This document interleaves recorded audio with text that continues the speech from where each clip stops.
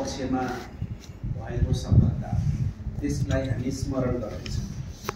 त्यो स्मरण गरिराख्नुको कारण के हो भने आज पनि हामी काम गरी खाने जनता, काम गरी खाने वर्गको मानिसहरू हामी एकजुट हुन आवश्यक छ।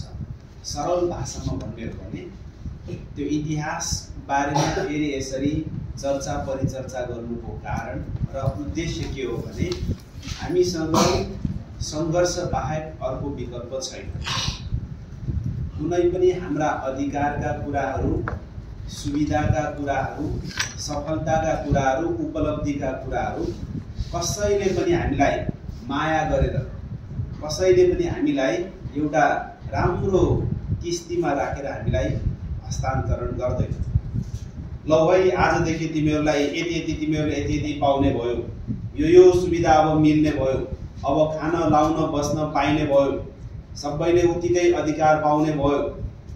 त्यसरी सरकार, त्यो खालको बन्दोबस्त हामीसँग छैन। अहिलेको यो व्यवस्था भनेको पुँजीवादी व्यवस्था हो। त्यसकारण यो पुँजीवादी व्यवस्थामा मजदुरहरूको, किसानहरूको, काम गरी खाने जनताको एउटै मात्र उपाय के हो भने सङ्घर्ष। एउटै मात्र उपाय के हो भने अन्यायको विरोध, अन्यायलाई नसहने र जसले अन्याय गरेको किन नहोस् तिनीहरूको विरोध गर्न सक्ने क्षमता र त्यो साहसको विकास, त्यो बाहेक हामीसँग अहिले पनि अर्को उपाय छैन। र त्यो साहस, त्यो सङ्घर्षको भावना त्यत्तिकै आफसे आफ उब्जिँदैन, आफसे आफ आउँदैन। त्यसको निम्ति हरेक मजदुर किसानका छोराछोरीहरूले पढ्न आवश्यक छ, हरेक मजदुर किसानले बुझ्न आवश्यक छ र महिलाहरूले पनि आफ्नो ठाउँबाट राम्रो बुझाइको विकास गर्न आवश्यक छ। मान्छेले बुझिसकेपछि के गर्नुपर्छ, के गर्नु पर्दैन, को शत्रु हो, को मित्र हो र के ठिक के बेठिक छुट्याउन सक्छ।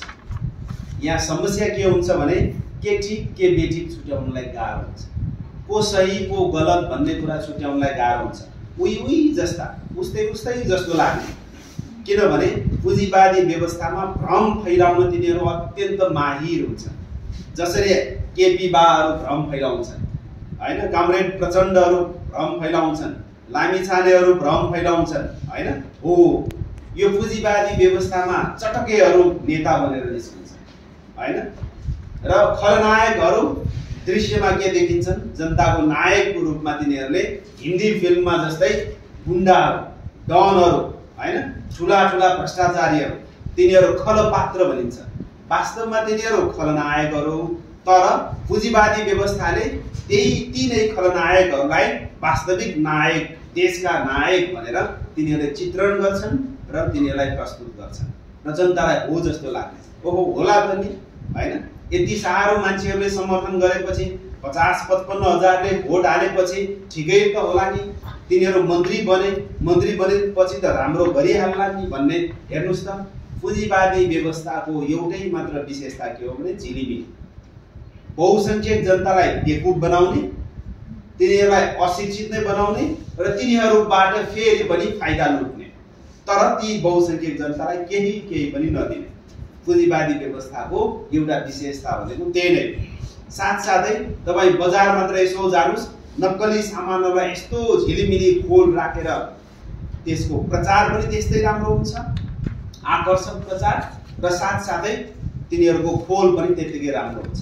मान्छे अल्मलिहाल्छ र मान्छेले यही ठिक, यही राम्रो वस्तु हो भन्ने उनीहरूलाई लाग्छ र उपभोक्ताहरूले त्यो उपभोग गर्छन् तर फाइदा पाउँदैनन्।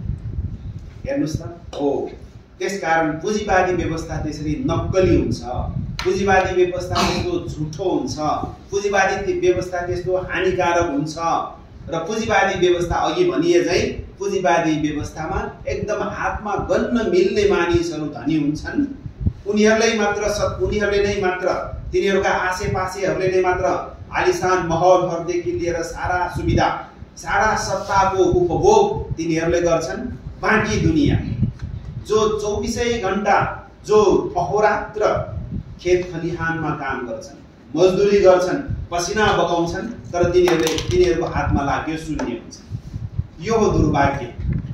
यो व्यवस्थाको विषयमा हामीले बुझ्यौं भने हामी मजदुरहरू, हामी किसानहरू, हामी काम गरी खाने जनताहरू कसरी पीडित छौं, कसरी शोषित छौं र किन हामी एकजुट हुनुपर्छ भन्ने कुरा हामी बुझ्छौं। यो बुझाइको विकास गर्नलाई नै आज हामीले यसरी मजदुरहरूको भेला, किसानहरूको भेला, काम गरी खाने महिलाहरूको भेला, काम गरी खाने दाजुभाइहरूको, दिदीबहिनीहरूको भेला ठाउँ ठाउँमा हाम्रो पार्टीले देशका विभिन्न कुना काप्चामा यसरी नै गर्दैछ। पश्चिम नेपालदेखि लिएर पूर्व नेपाल र विभिन्न गाउँ ठाउँ सहर बजारमा हाम्रा साथीहरू, साना ठुला र केही साथीहरू बीचमा यसरी जमघट गरेर मजदुर आन्दोलनको भावनाको विकास गरौँ, त्यो भनेको सङ्घर्षको भावनाको विकास गरौँ र यो पुँजीवादी व्यवस्थाको अन्त्य सम्भव छ। यो पुँजीवादी व्यवस्थाले हाम्रो कल्याण गर्दैन, यसले हामीलाई चुसिसकेको छ। अब यसको पनि आयु छोटिन्छ र यसलाई अन्त्य गरेर समाजवादी व्यवस्थामा अगाडि नबढिकन हामी जस्ता काम गरी खाने जनताको सुख सुविधा र देशमा शान्ति, देशमा प्रगति, देशमा विकास सम्भव छैन भन्ने कुरा आफूले पनि बुझ्ने र धेरैभन्दा धेरै नयाँ पुस्ता र हाम्रा दाजुभाइ दिदीबहिनीहरूलाई बुझाउने अहिलेको जिम्मेवारी, कर्तव्य भनेको त्यही हो।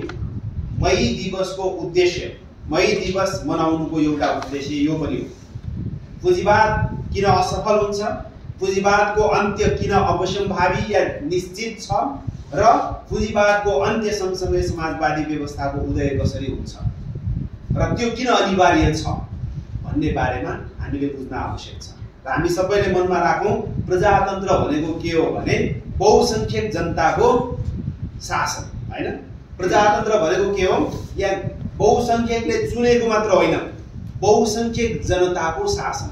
र यो नेपालमा मात्र हामीले कुराकानी गर्यौं भने पनि काम गरी खाने जनता कमसे कममा पनि यहाँ 90% भन्दा बढ्ता छन्।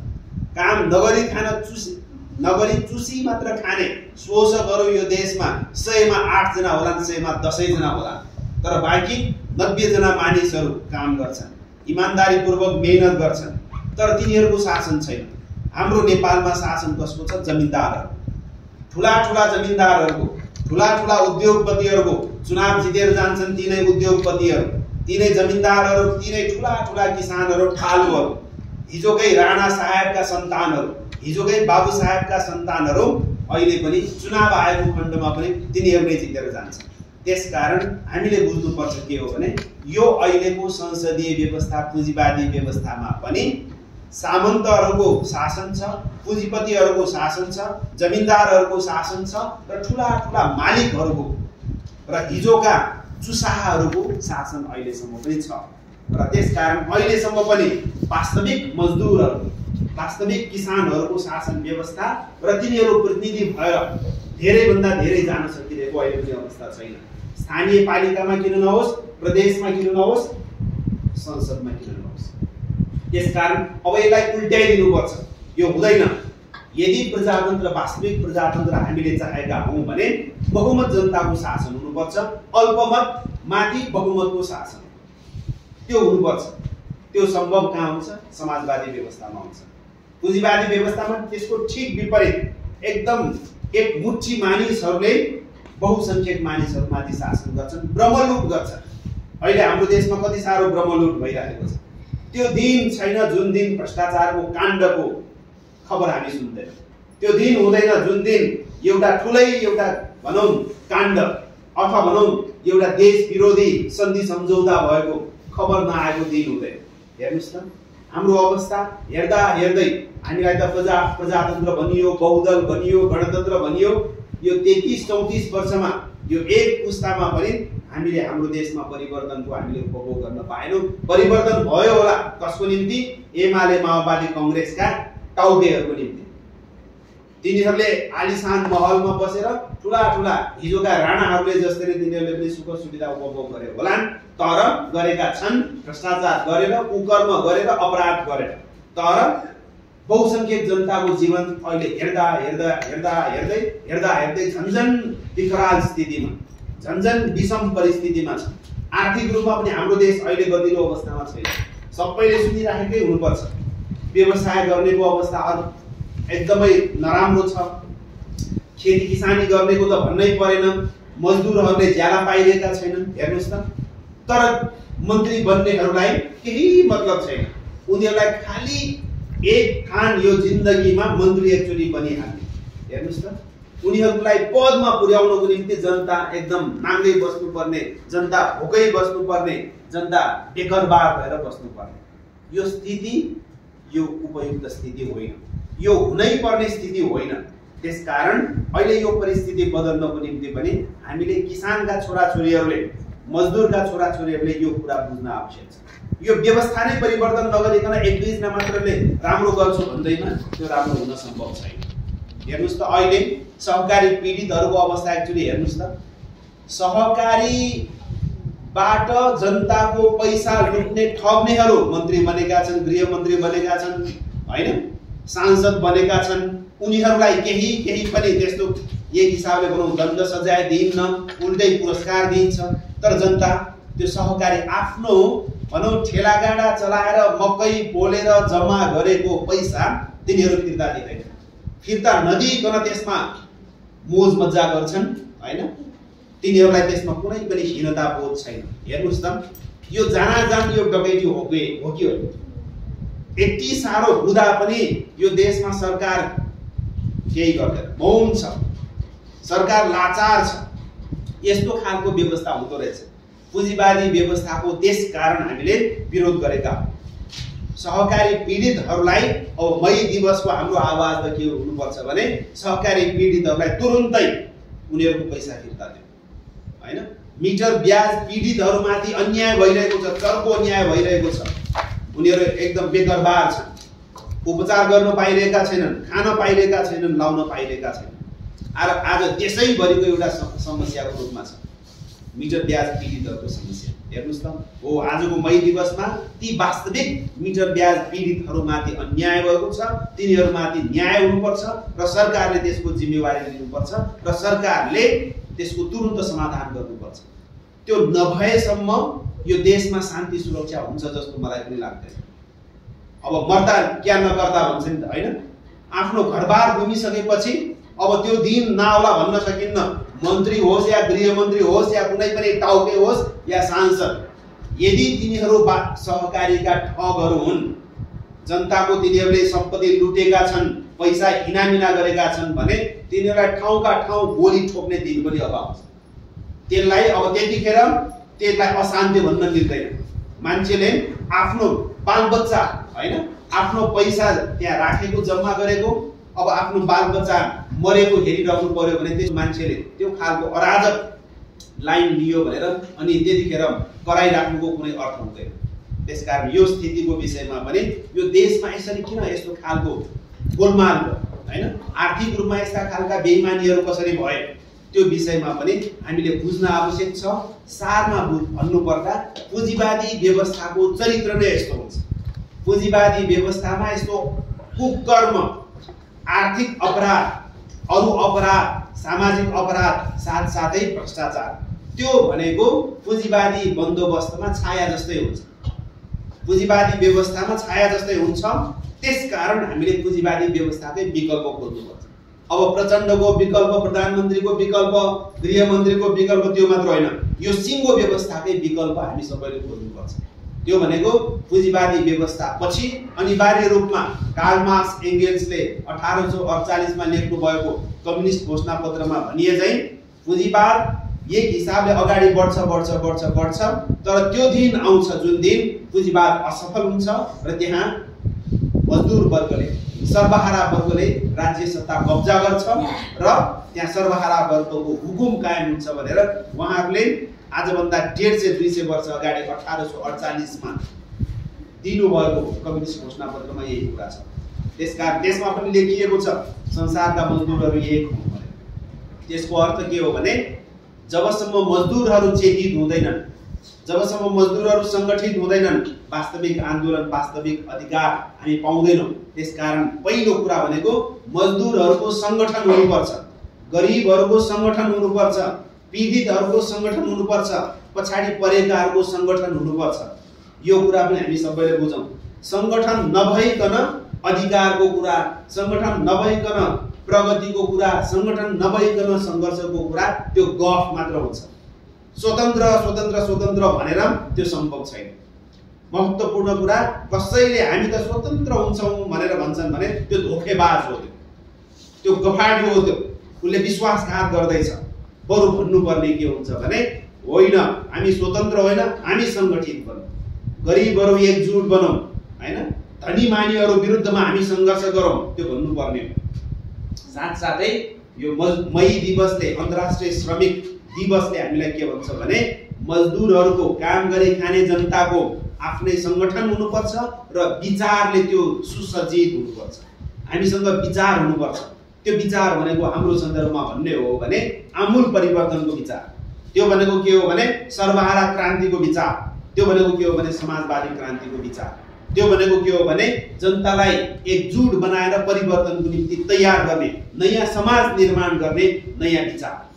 त्यो नयाँ विचार हामीले बोक्न सकेको दिनमा हाम्रो समाजमा पनि परिवर्तन आउँछ। हाम्रो समाज, हामीले त्यो खालको नयाँ विचार हामीले लिन सकेनौँ भने हाम्रो समाजमा परिवर्तन आउँदैन। त्यसकारण सङ्गठन र विचार, त्यो सङ्गठन र विचार नभइकन हुँदैन। कसैले विचार सिचार चाहिँदैन, हामीलाई विकास भए पुग्छ भन्यो भने त्यो अर्को धोकेबाज। विचार नभइकन, चेतना नभइकन, सङ्गठन नभइकन परिवर्तन हुँदैन, विकास पनि हुँदैन। विकास भइ नै हाले पनि त्यो दिगो हुँदैन। यति कुरा हामी सबै चितवनका दाजुभाइ दिदीबहिनीले यति कुरा बुझ्न आवश्यक छ। यहाँ त के भनियो, होइन अब वाद चाहिँदैन, विचार चाहिँदैन रे, होइन, सङ्गठन चाहिँदैन रे। हो, तिनीहरूलाई नचाहिएला जो सिंहदरबारको पर्खालभित्र एकदम घुमी बस्छन् र त्यही कुर्सीलाई नै आफ्नो धाम ठान्छन्। तिनीहरूलाई विचार नचाहिए, तर जनतालाई चाहिन्छ, सर्वसाधारणलाई चाहिन्छ विचार। सर्वसाधारणको सङ्गठन हुनुपर्छ, सर्वसाधारणले सङ्घर्ष गर्नै पर्छ। हामीसँग अर्को उपाय छैन। यो विषयमा पनि हामी सबै दाजुभाइ दिदीबहिनीहरूले मनमा राखौँ भन्ने म अनुरोध गर्न चाहन्छु। साथसाथै अब अहिलेको सन्दर्भमा संसारमा आजकै दिनमा यहाँ त हामी यति मानिसहरू 40-50 जना यसरी भेटघाट गर्दैछौँ, होइन। संसारका ठुला ठुला सहरहरूमा यतिखेर तपाईँले खबर हेर्नुभयो, पत्रिकाहरू पल्टाउनु भयो भने संसारका ठुला ठुला सहरहरूमा मजदुरहरू, अल्याप मजदुरहरू सडकमा उत्रिरहेका छन्। अल्याप काम गरी खाने जनता एकदम लाखौँको सङ्ख्यामा हेर्नुहोस् त। हो, अब हामी कहाँ त्यो अझै पनि हाम्रो भावना अझै पनि भनौँ, हाम्रो सङ्गठन अझै पनि कमजोर छ। मजदुरहरूको सङ्गठन अझै पनि कमजोर छ। यसलाई हुर्काउन बढाउन आवश्यक छ। हुर्केको दिन, बढेको दिन हाम्रो देशमा परिवर्तन हुन्छ। परिवर्तन एकै बाजी आउँदैन, तर हामी कम छौँ भनेर सुरु नगर्नु, अगाडि नबढ्नु फेरि अर्को समस्याको विषय हुन्छ। जो जति छौँ, जहाँ छौँ त्यो ठाउँबाट परिवर्तनको निम्ति हामीले पृष्ठभूमि तयार गर्ने। बिउ रोप्ने, रोपाइँ भरे भोलि होला। आज त सानो ठाउँमा हामी ब्याड राख्छौँ नि त, होइन। त्यो के रोपाइँ गर्ने फाँट जस्तो हुन्छ त्यो ब्याड भनेको हुँदैन। हो, आज हामीले ठाउँ ठाउँमा यो पदमपुरमा ब्याड राखौँ, शक्तिखोरमा ब्याड राखौँ, रत्ननगरमा ब्याड राखौँ, कहाँ कहाँ सम्भव छ त्यहाँ त्यहाँ थोरै थोरै भए पनि ब्याड राखौँ। दसैँमा तपाईँहरू जमरा राख्नुहुन्छ, हामी जमरा राख्छौँ, होइन। जमरा के फाँटमा हामी जमरा राख्छौँ? राख्दैनौँ। तर जमरा एउटा कुनै एउटा भाँडोमा राख्छौँ, कुनै एउटा सानो ठाउँमा कुनामा राख्छौँ, त्यसलाई मलजल गर्छौँ र विजया दशमीको दिनमा हामी फुल भनेर सिउर हुन्छौँ। हेर्नुहोस् त। हो, त्यसै गरी अहिले हामीले ठाउँ ठाउँमा एक एकलाई हामीले चेतना दिउँ, होइन। एक एकलाई हामीले सम्झाइ बुझाइ गरौँ, एक एकलाई हामीले अध्ययन गर्न दिउँ, शिक्षित बनाऊ, सचेत बनाऊ, सङ्गठित बनाऊ। त्यतिखेर अनि फेरि फाँटमा रोपाइँ गर्ने दिन, ब्याडको त्यो हाम्रो बिउ सारेर, बेर्ना सारेर, होइन, रोपाइँ गर्ने दिन पनि आउँछ। त्यो एकै बाजी आउँदैन। अब रोपाइँ गर्ने भन्दैमा अब पानी परेको छैन, होइन, नहरबाट पानी ल्याउन सम्भव छैन, तान्न पनि सम्भव छैन भने हामीले कहिलेकाहीँ कुर्नु पर्ने हुन्छ, होइन। त्यो मेलोमेसो मिलाउनु पर्ने हुन्छ। हो, अब त्यो सबै मेलोमेसो मिलाउने भनेको के हो भने एक एकलाई, कम्युनिस्ट आचरण भनेको के हो, कम्युनिस्ट विचार भनेको के हो, समाजवाद भनेको के हो, मजदुर भावना भनेको के हो, र किन हामीले क्रान्तिको सेवा गर्नुपर्छ, किन हामीले क्रान्तिको बाटो लिनुपर्छ भन्ने बारेमा हामीले सम्झाउन सक्यौँ, बुझाउन सक्यौँ भने परिवर्तन हाम्रो गाउँबाट पनि सुरु हुन्छ। अरू देशहरूमा ठुला ठुला त्यसरी जुलुसहरू र्यालीहरू सम्भव छ भने अनि हाम्रो ठाउँमा पनि त्यो खालको सम्भव हुन्छ। हाम्रो एकता हामीले प्रदर्शन गर्न पाउँछौँ। र अहिले समाजवादी देशहरूमा जस्तो कि चीनमा अहिले मे 1 को दिनमा हामी कहाँ जसरी